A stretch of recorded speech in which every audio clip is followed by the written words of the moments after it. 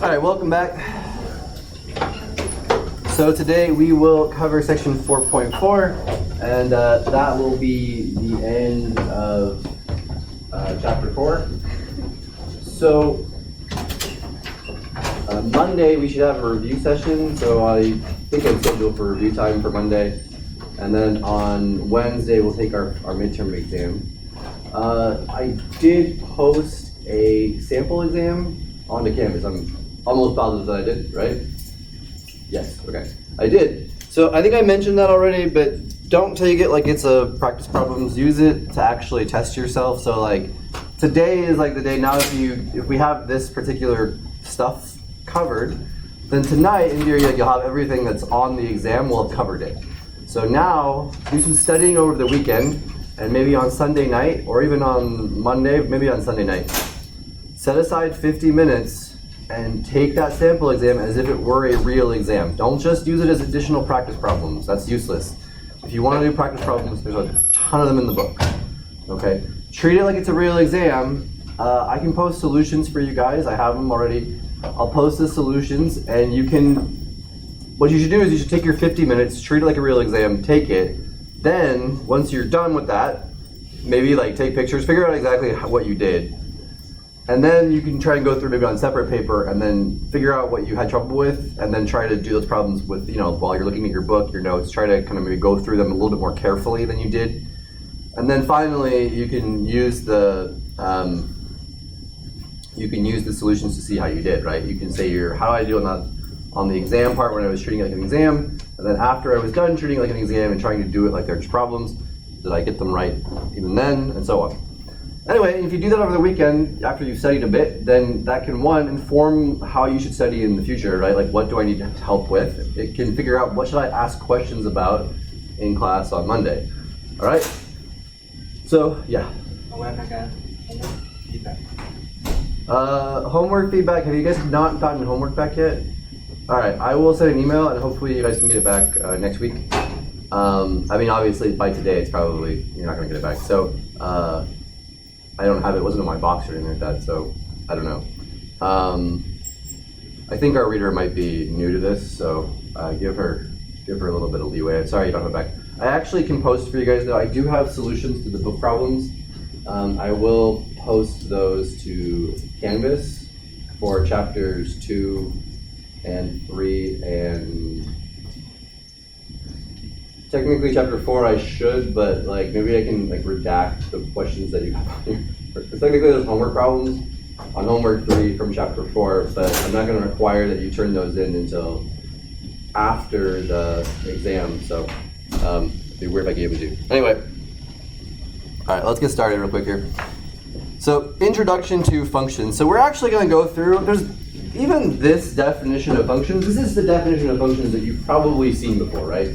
A and B are sets. You have a function from A to B is a rule f that assigns one and only one element of B to each element of A. This is kind of like, if you think back to like the first time you took algebra where you talked about functions, this is what the rule was. There's actually a more, I think, rigorous way or more precise way to define function, because like a rule is a very much like a nebulous term. This still works. It still works enough to use it. But the way we can do it is with relations. And so we'll talk about relations in chapter 7, but a relation you can effectively think of as just you have two sets, A and B. A relation is just a collection of ordered pairs where like the first entry in the ordered pair is from A and the second entry is from B. And so a relation is a function if basically in all of your collections of ordered pairs, the first entry is different in all of them. And what that basically equates to is that you never send the same element, right? No element in A gets sent to two different elements in B, which makes it a function. So we'll talk about that when we get there. Anyway, most of this stuff should be reviewed, right? The domain of F, which we can write in our book as like dom of F, like that, or falsely domain, is the set A. The codomain of F is the set B. The range or image of F, which we'll write as like this, range or im, that's the subset of B consisting of all of the elements that are assigned by the rule F. So basically, look at all the elements of A, figure out where they go in B, that's the range. Okay? None of this should be new. All right. Some notation that we like to use. I don't know if you've ever used this notation before in classes. A lot of students will have never seen it before, and I teach like calculus, whatever. Like, I don't know why calculus, they don't use it like Stewart. But anyway, if we want to write f as a function from A to B, we usually write f and then we write colon A and this arrow to B. So f sends elements in A to elements in B. If A is in A, we write B equals f of A to mean the element of B that f assigns to A. So remember, the function itself is called f, right? That's the rule. The function is the rule. F of A, that is the element of B which is assigned by that rule to A. So f of A actually refers to an element in the codomain, right? F itself is the name of the function. Anyway, sometimes you can also write, instead of writing B equals f of A, another kind of equivalent way of writing that, which you don't see in very many books, but our book uses it, is they'll write f and they'll write A and this arrow with like a little line here pointing to B. This is in LaTeX, this is the maps to command, so basically you read this A maps to B. So when you write this, it means that A gets sent to B. It's basically the same as writing this. You write it. Okay.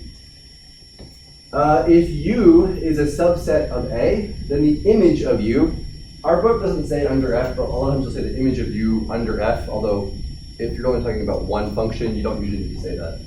The image of U is the subset of B, which we'll write as f of U, happily like this.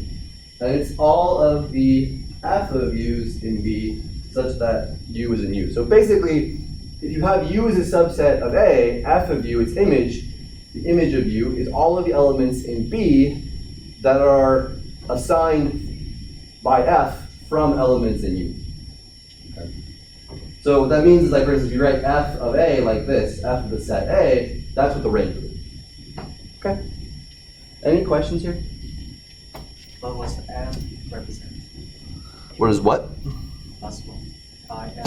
IM is image. It stands for image. So image and range in this class are more or less interchangeable words. The same concept. Yeah, image and range, same thing. So you say that either the image of f or the range of f. Okay. Most of, if you read through the book, the author usually just uses range instead of image, but same thing. Yes. Is U the universal set? No. Sorry, U is just some subset. That's it. We probably won't talk about the universal set too much often after that. It's really just like when you're doing actual set theory work on some sort of field, right? It's sort of just assumed that our sets always exist in some bigger thing. Sometimes though, the set could be bigger thing, like the real numbers, right? Maybe the set, the domain is the real numbers. The universe the real numbers lives in is the real numbers.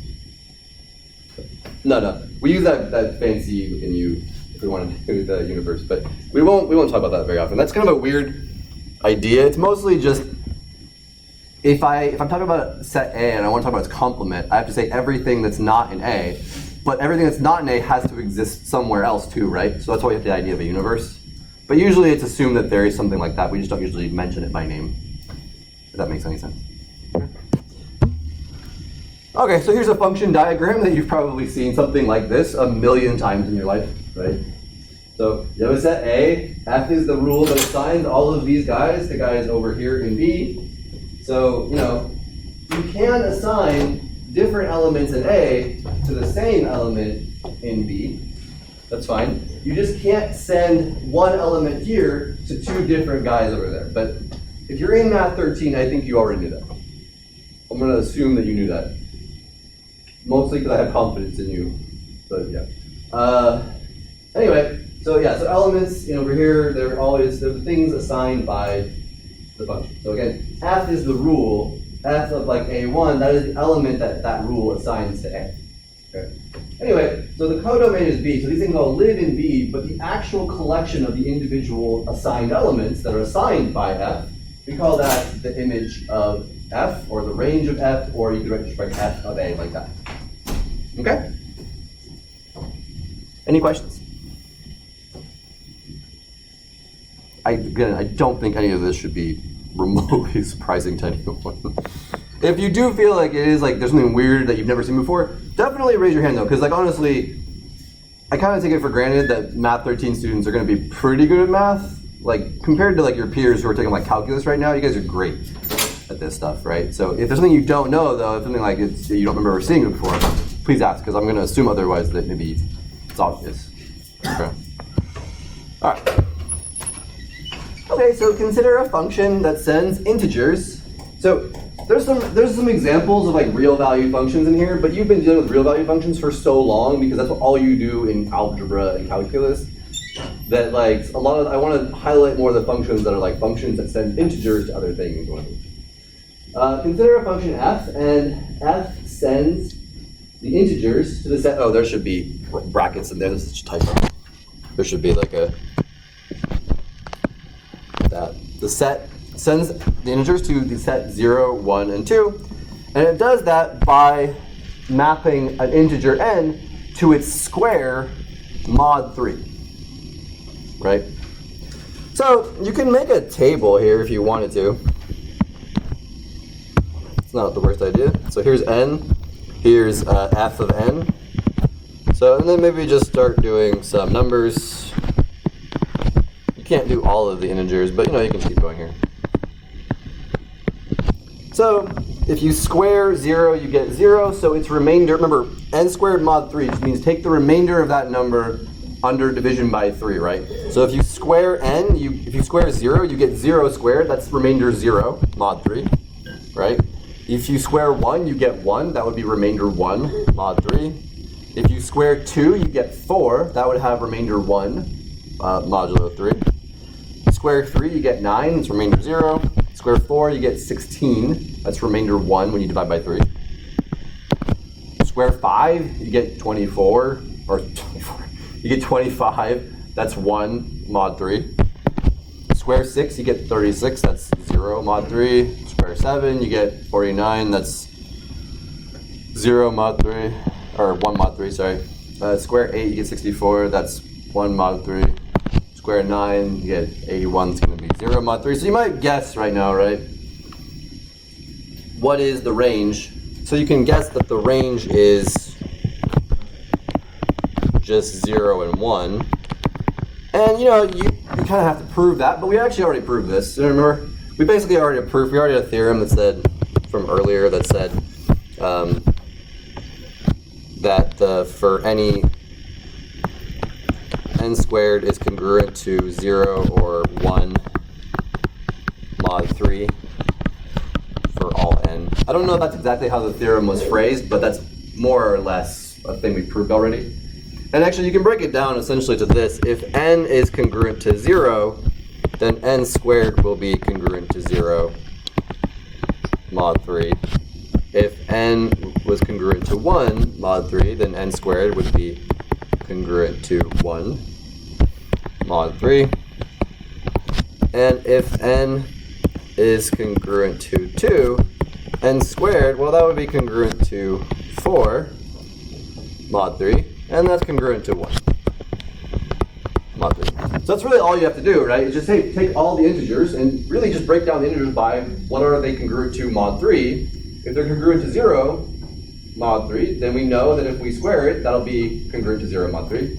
If they're congruent to 1 mod 3 and we square it, it'll be congruent to 1 mod 3. And if we're congruent to 2 mod 3 and we square it, we'll get 4 mod 3, but 4 mod 3 is just 1, right? So basically, we had this theorem before, but we don't even really need it. Now we know this modular arithmetic. It's really pretty straightforward to just sort of say, well, if n is one of those 3 congruencies, this is how n squared will be. Okay. Any questions here? So the range was just 0 and 1.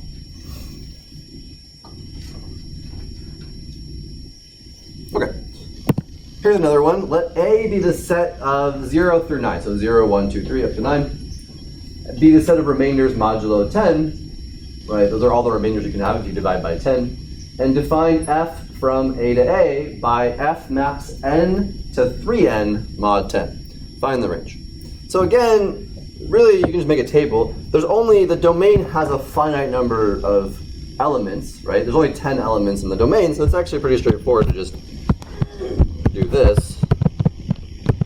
All right, so you have 0, 1, 2, 3, 4, 5, 6. Okay. Well, Well, so now, okay, so n 0 gets sent to 0, mod 10 would be 0. 1 gets sent to 3, that would be 3 mod 10.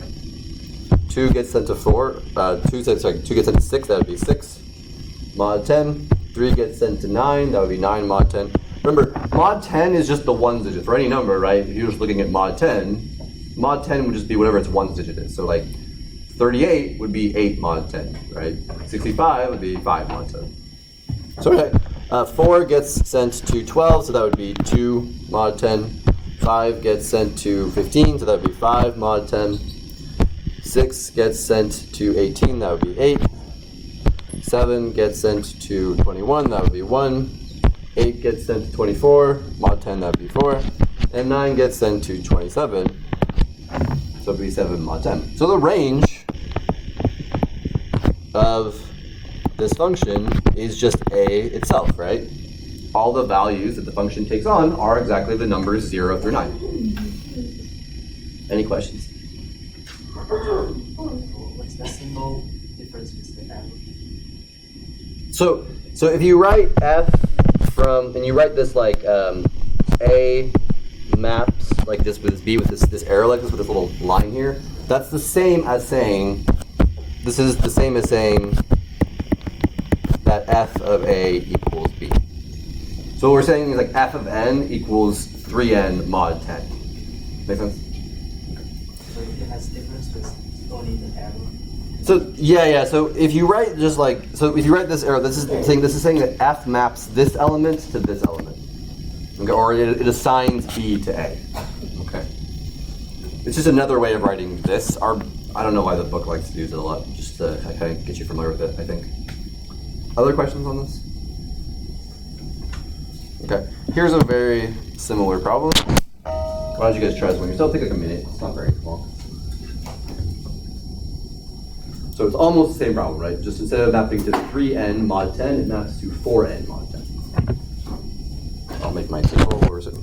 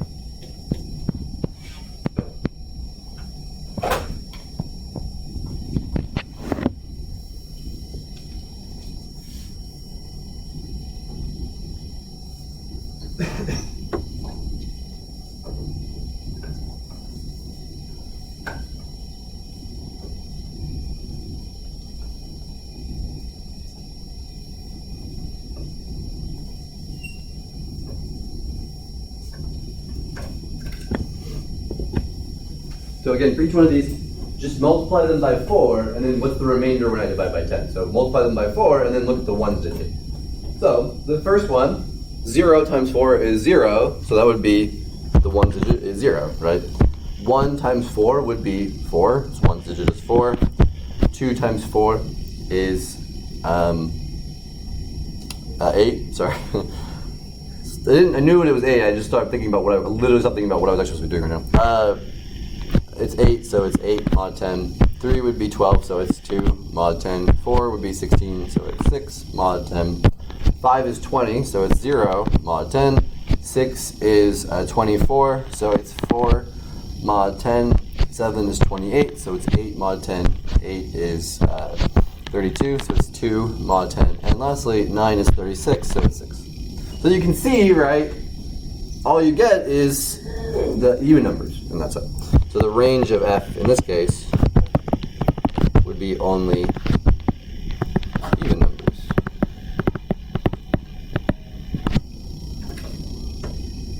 So I'll leave you to think about, I don't know if this is even a question we'll even answer in this class, but I don't know if we get into it enough. We might later on though. What's the difference between these two? Like, why did 3 give me all the numbers, 0 through 9, and why did 4 only give me the even ones? So I'm literally not going to answer that question for you. Just think about it at home. See if it keeps you up at night. See if you can figure out why. All right. injections, surjections, and bijections. So you've all heard of these terms before, but usually, whatever math class you learned them in, your professor probably didn't call them this. So you say a function f from a to b is 1-to-1. How many of you have heard of 1-to-1 functions? You should have, because I just taught math. I'm teaching math 3A right now, and we just went over that on Friday. Sorry, Monday. So a function f from a to b is 1-to-1, or we can say it's injective or an injection if it never takes the same value twice. So in other words, every element gets mapped to a unique element. So like it assigns a to a unique b. In other words, that b is not assigned by f to any other thing in a, right? Every element in a is its own guy in b. Okay. So for instance, though, if you want to logically prove how I prove that a function is injective, basically what it says is this is the same thing saying for all a1 and a2 and a, if you know that f of a1 is equal to f of a2 and it's a 1-to-1 function, that implies that a1 has to be equal to a2. So this is kind of your path. If in your homework or whatever it says prove that this function is injective, or just prove that f is an injection, this is how you do it. You start by saying, well, suppose f of a1 equals f of a2, and show a1 and a2 are equal. We say that f from a to b is onto, or surjective, or a surjection, if it takes every value in the codomain. So what we mean by that really is that if its function from f goes from a to b, then b it's onto if b is equal to the range of f, basically. That every element in b gets assigned by f, basically. So other ways you write it is that for all elements b in the set b, there exists an element a in the set a, such that f of a equals b. In other words, there's an element, no matter what b is, there's always an element a in the domain that is assigned to that b. The last thing we use is that f from a to b is invertible, bijective, or a bijection, if it is both injective and surjective. So a bijection is just something that's both 1-to-1 and onto. Which again, usually in like, say, linear algebra, math 3A, you call that invertible. Okay? Any questions? Okay. Pictures? Well, so like, for instance, if I go back to like this function diagram back here, this is not an injection. Why is it not an injection? It's part of a not correct. Yeah, so here's the thing, f of a3 equals f of a4, but a3 and a4 are separate elements in a. They're distinct. a3 and a4 are distinct elements in a that are maps to the same element in b. So it's not injective. Is it surjective? I think so. I can't tell. There's parts of B, they've drawn this diagram so that there's B here, which is not in the image of A. So in other words, I'm assuming that there's elements somewhere in here that were not assigned by F. So in that case, it would not be surjective. Okay. All right, let's do some examples. Okay, is the function f that maps from the interval -3 to 2 to the real numbers? So writing this out, this just means that f of x equals x squared. That's it, that's all it means. Okay? Is that injective? Is it surjective?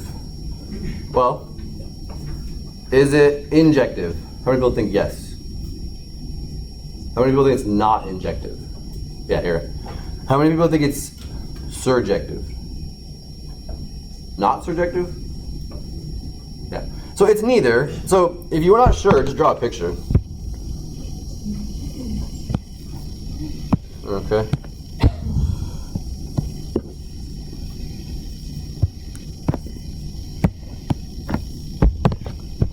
So put on here's, I don't know, here's -3, put on here's 9.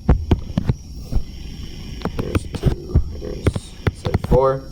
And so what you have is you have the function, right? F of x equals x squared is a parabola. So it looks something like this. It's going to look like this.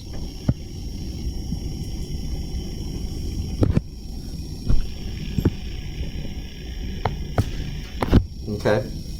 Why is it not injective? Well, so if it's not injective, you should be able to just find, right? How do you show something's not injective? Just find two distinct values, numbers in the domain that are mapped to the same element in the codomain. So what's a number in the, what are two different numbers in the domain that have the same square, for instance? Yeah, 1 and -1. There's a lot of them. There's a lot of numbers, but yeah, for instance, 1 and -1. So it's not injective because f of 1 equals f of -1, which is 1. That's it. So that's two distinct elements of the domain that are mapped to the same number, right, by this function. It's not surjective. Why is it not surjective?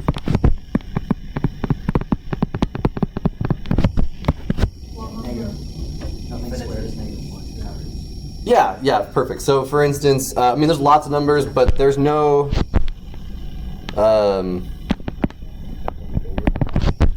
so there's no, let's just say x in that interval, -3 to 2, such that f of x equals -1. Or you could say 16, right? There's no, I mean, based on our domain, right? There's no element in that interval, -3 to 2, such that f of x will be equal to 16. Okay. Now notice if we change the codomain, we can make it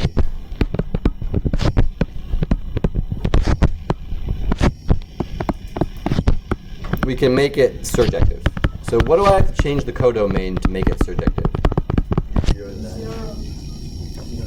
0 to 9, yeah, so 0 to 9. So if we say f from -3 to 2, and then it maps, instead of mapping to the real numbers, it just maps to 0 to 9, that would be surjective.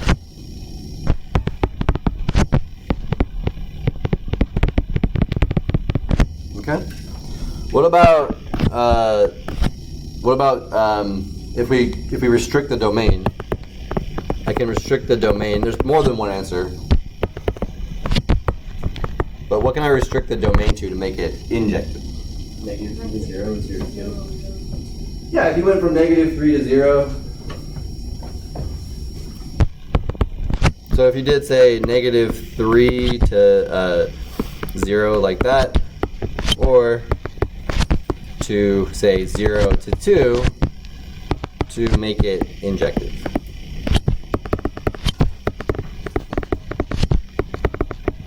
Okay.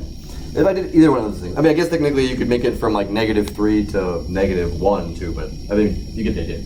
So if you basically just make sure that no horizontal lines can intersect the board once, right? So cut off from here to here, and you do that. Any questions?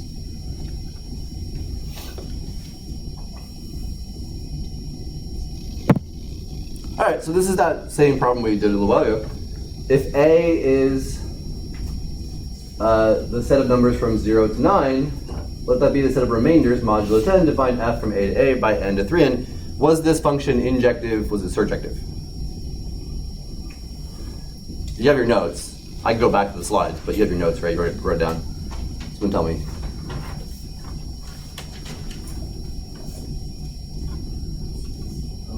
Yeah, it's both. Yeah, so it's both. It's technically called this a permutation. Right?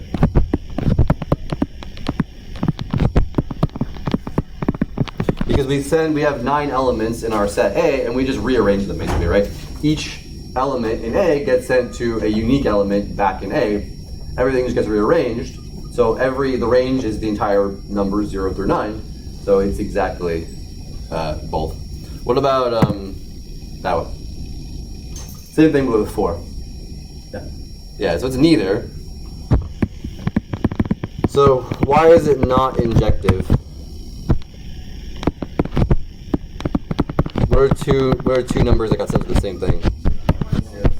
Yeah, so f of 0 equals f of 5, which was, they're both 0, right? And why is it not surjective? 1. Yeah. So you can say 1 is not an element of the range of f. That's it. Nothing maps to 1. Okay. I can say, but 1 is in A, or 1 is in A. Okay. So that one was needed. Any questions? Yes. The last slide. That one? Or so yeah, permutation just means if you have a finite set, just rearranging all the elements basically. That's what that function did. Okay? Okay. Alright, show that this function defined by, so it's the function whose domain is a set of real numbers minus 1. So this is all real numbers except for 1. The codomain is all real numbers except for 2. Show that that's a bijection. So that's both injective and surjective. So for injective, again, you just let A1 and A2 be in R without 1, and f of A1, set f of A1 equal to f of A2, so that tells me you get 2 plus 1 over 1 minus x1, or I guess I used A1, didn't I? A1 will be equal to 2 plus 1 over 1 minus A2. And solving is for, if you just want to solve for A1 here, it's not too hard. You can just subtract 2 from both sides. It's going to give you 1 over 1 minus A1 equals 1 over 1 minus A2. And you can just take the reciprocal of both sides, right? So you get 1 minus A1 equals 1 minus A2. And that should tell you that A1 equals A2. So put a big green check mark there. So that's injective, right? So that's what you do. You just set, so suppose you have 2 separate elements, A1 and A2. Take set f of A1 equals f of A2 and show that they have to be the same. That's how you can prove injective. Okay? Any questions here? For surject, yeah. Can you What? Can you repeat one more time? Yeah, so all you have to do, right, if I want to show a function's injective, to show it's 1-to-1, just suppose you have 2 elements, A1 and A2, set f of A1 equals f of A2, and then just show through, in this case, algebra, show that A1 and A2 have to be the same. That's it. So depending on the type of problem, it might be a different way of showing this last thing here, but in this case, it's just performing some algebra. Okay. Now for surjectivity,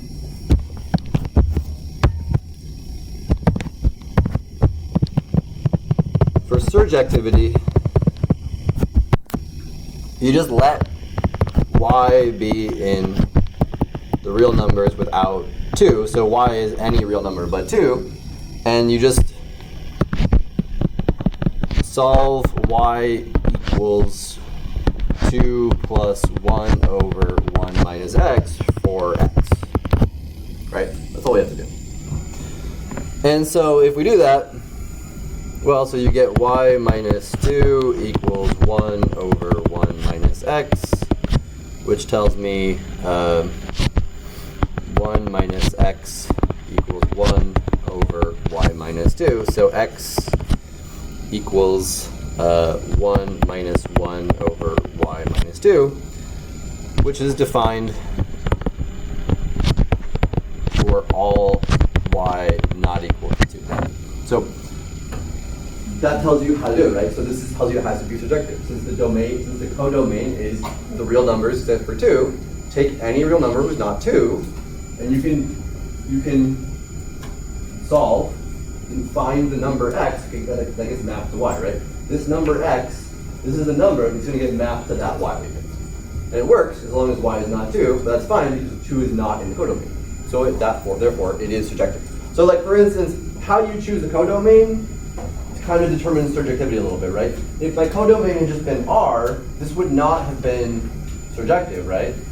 But since my codomain was R except for 2, it is surjective. Make sense? Yeah. Plus has to find the inverse function. Yeah, it's the same thing. That's exactly what we did, right? So that's the next slide. We use invertible as a synonym for bijective, right? That's because bijections have what you think of being an inverse function, right? Remember, what's an inverse function? Well, if you have an f from A to B is a function, or is a bijection, then you can find a new function F inverse that has domain B and codomain A, and what it does is it maps F of A to A, right? And because it's surjective, you know that this map is well defined. Basically, every element in B is F of A for some A, and since 1-to-1, this is always, again, it's what we call well defined mathematically. There's only one way to make this mapping. So, and that's sort of, we just saw, trying to show that it was surjective, we basically just found the inverse function, right? What function, what number x will get mapped to a number y? That's what the inverse function tells you. Okay. All right, so now where this gets interesting, functions and cardinality. So suppose A and B are finite sets. So the following are equivalent. 1, the cardinality of A is less than the cardinality of B. 2, there exists an f so that a function f from A to B, which is injective. And 3, there exists a g that's a function from B to A, which is surjective. So what does it mean to say the following are equivalent? It means all statements are logically equivalent, right? For any sets A and B, either if one of these is true, they're all true, right? For sets A and B, if one of these is false, they're all false. So how do you prove something like this? You can prove it using a flowchart, basically. You first show, if you have statement 1, show that statement 1 implies statement 2, right? Then show statement 2 implies statement 3. And then show statement 3 implies statement 1. And you can do this works if you have n statements that are all logically equivalent. You start with 1 and you can just go 1 implies 2, 2 implies 3, 3 implies 4, until you get to the very last one n and show that that implies 1. And therefore, you know, if one of them is true, like if 3 is true, that tells me that 2 is true, right? Because if 3 is true, we've proven that 1 is true, and that implies that 2 is true. So you can get from here to anywhere else. It's basically a connected graph where you can get from one thing to anywhere else. I don't know if you guys remember, but if you took Math 3A here, you would have gone over the invertible matrix theorem. The invertible matrix theorem is like parts A through R statements are all logically equivalent for like a given matrix. And sometimes for these kinds of problems, your flowchart of how you prove it is not as nice as this one. Sometimes it's like, well, A implies E and E implies N, and then N implies B. And there's a whole like, there's like, I should actually show you guys later on the slide I have that shows you the logical flowchart for how you prove that theorem. I have a slide with it for my Math 3A class. It's fun, you'll get a kick out of it. Anyway, so let's suppose, before we do anything, so A and B are finite, and that's a very important part of this proof, because this is more or less still true if A and B are infinite, but we haven't talked about what cardinalities are for infinite sets. So suppose capital A is the set A1 through AM. So in other words, A has M elements, and B is the set B1 through Bn. So essentially what we're saying here is the cardinality of A is the number M, and the cardinality of B is the number N. Okay? So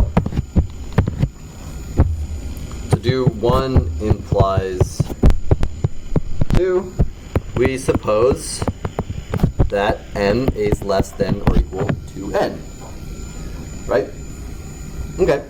So define, so we can literally just construct the function, just define f from A to B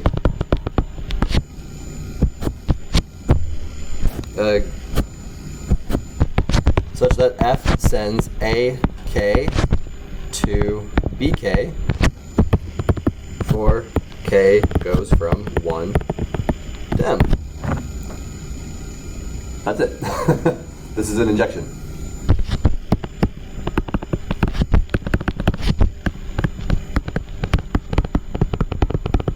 Right? It's important to note, because M is less than or equal to N, this makes sense, right? I've assigned to every element of A an element of B, and I've done it in a way where I've sent each one of these guys to its own guy over here. And because M is less than or equal to N, it works. That's it. So that's the first part. 2 implies 3 is the sticky wicket in this one. This is the only one of these that's tricky for the most part. I don't know if I thought that was tricky, but like this one's like legit tricky. Okay, so 2 implies 3 here. So suppose that there exists a function f that maps from A to B, and it's an injection.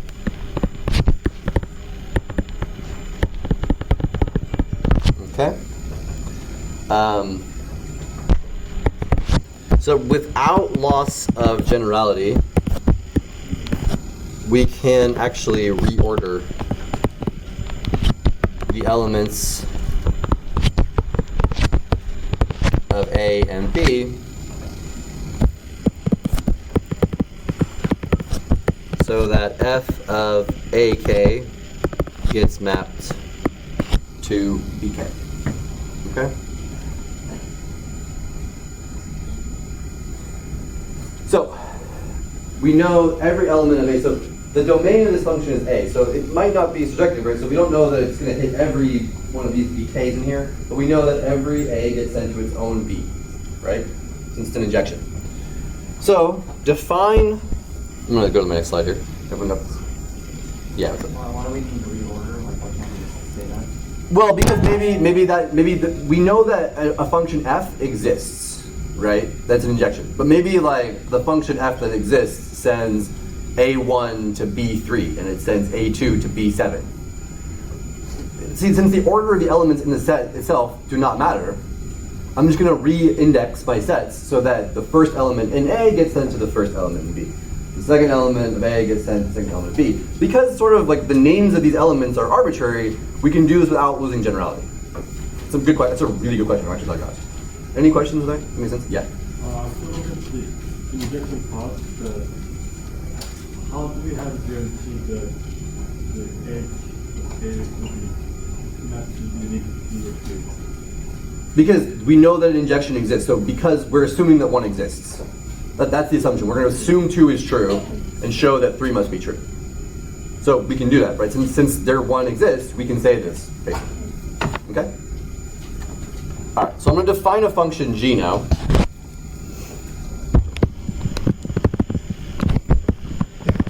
So define g from B to A by the following.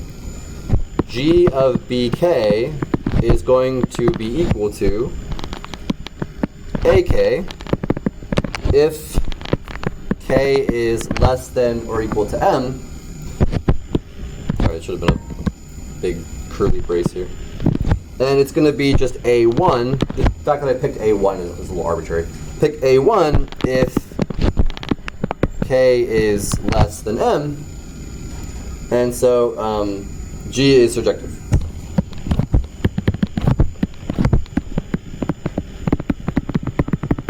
Right?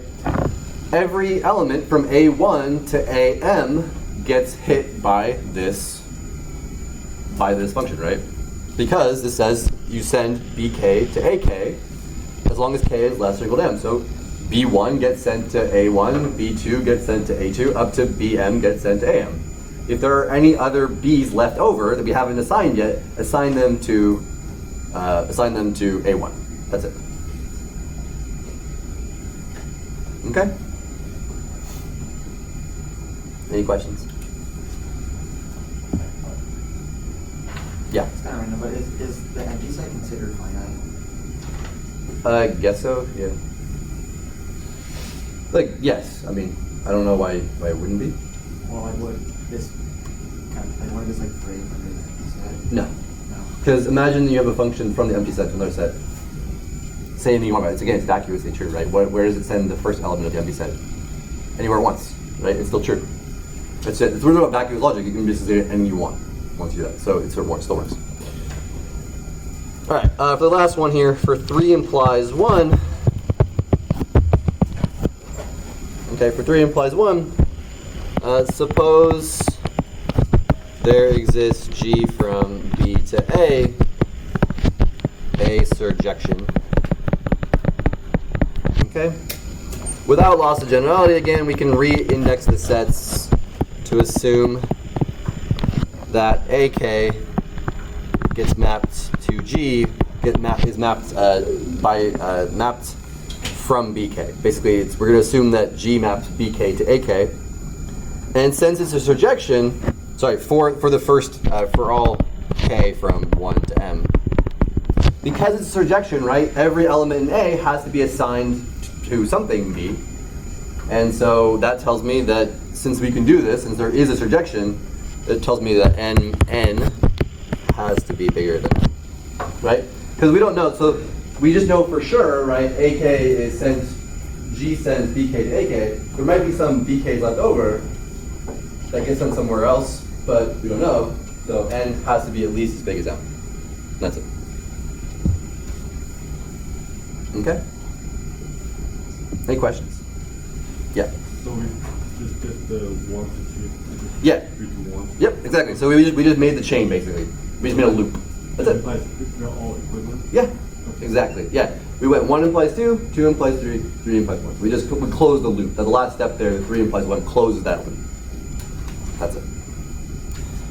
All right. So we have a corollary to this. Remember, corollary is something like once I have a theorem, a corollary is something that kind of follows and kind of easily, relatively speaking, from that theorem. So the corollary just says if A and B are finite sets, if they have the same cardinality, then there exists a function which is bijective. So one direction of this is pretty straightforward. Let's do the other one first. So we're going to first suppose that the cardinality of A equals the cardinality of B. Again, we're going to say M and N. We're going to use the same notation. So M is the cardinality of A, N is the cardinality of B. So then there exists, so because it just said up here less than or equal to, right, then there has to exist a function f from A to B injective, okay, but every element BK in B is an image of F, so F must also be a surjection. And it's going to sound like I just said that the thing I want to be true is, so it is, right? But this is, how many of you guys have ever heard, I don't know if you guys are computer programmers, I don't know where this comes up, but there's a thing called the pigeonhole principle, right? So because the number of elements in A is exactly, in B are the same, right, that injection, if every A gets its own element of B, there won't be anything left over in B once I've assigned all of the elements in A. So essentially what you can think of this too is just go back to the proof of 1 implies 2 in the previous one. There's nothing left over, right? Once you say, okay, let AK, let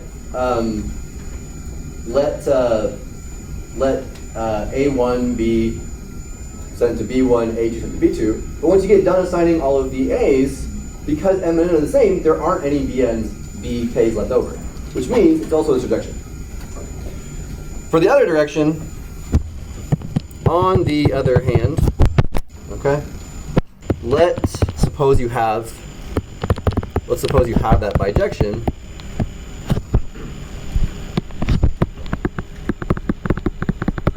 Okay. So F is injective. That implies that the cardinality of A has to be less than the cardinality of B. So that's just literally applying 2 implies 1, right? Right? We know that 2 is true. Since it's a bijection, it's injective, which means that 1 has to be true. Now, just apply the fact that that function f, if it's a bijection, it's also surjective, but it's a function from A to B. So if you have a surjection, right, from A to B, that means the cardinality of B has to be less than the cardinality of A. So essentially, just reverse the roles of A and B in this theorem, and then you're done.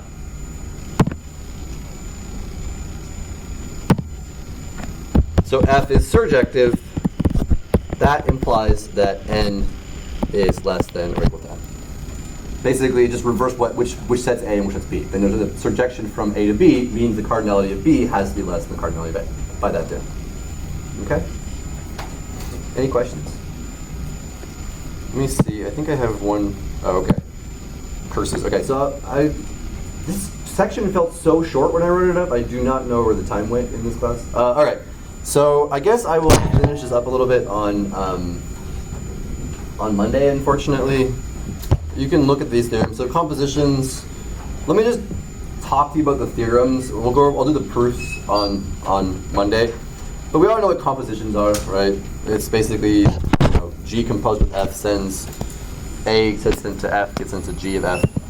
But we have these two theorems basically about if you have two functions, F maps elements of A to elements of B, and if G maps B to C, right? Then if those two functions are injective, then G composed with F will be injective. They're both injective.